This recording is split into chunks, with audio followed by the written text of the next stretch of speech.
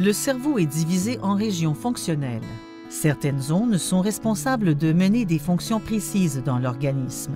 En observant les manifestations motrices et les réactions sensorielles durant une crise, le neurologue peut déterminer la région du cerveau qui est touchée. Le cortex frontal, comprenant les cortex moteurs et sensoriels, est responsable de la conscience, du mouvement et des sensations physiques.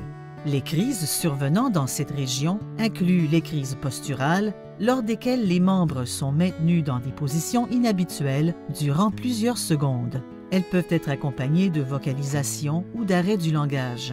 Certaines crises peuvent inclure de la salivation, de la déglutition, des maux d'estomac ou un sentiment de peur.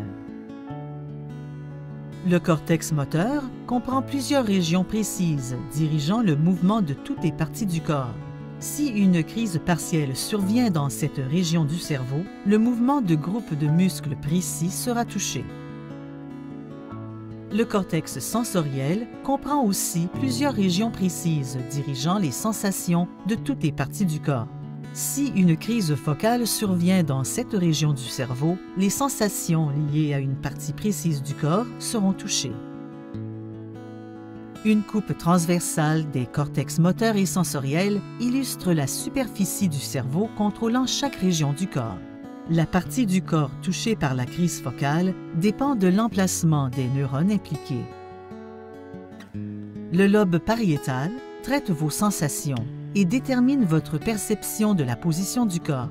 Une crise focale survenant dans cette région du cerveau peut entraîner un engourdissement ou un fourmillement dans une région précise du corps. Elle peut aussi influer sur la perception de la position du corps, provoquant ainsi l'impression qu'un membre, que la posture ou que le mouvement est déformé. Le lobe occipital est responsable des perceptions et du traitement visuel.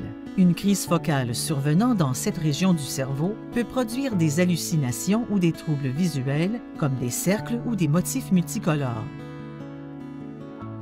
Les crises survenant dans le lobe temporal produisent une multitude de sensations simples ou complexes, d'illusions ou d'hallucinations, ou les deux à la fois.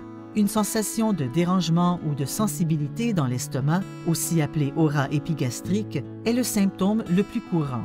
Les crises peuvent affecter la capacité de communiquer et entraîner des hallucinations auditives comme des bourdonnements, des voix, de la musique ou d'autres sons. Les hallucinations visuelles et auditives surviennent souvent ensemble. Ce type de crise peut aussi entraîner des sentiments de peur ou de déjà-vu.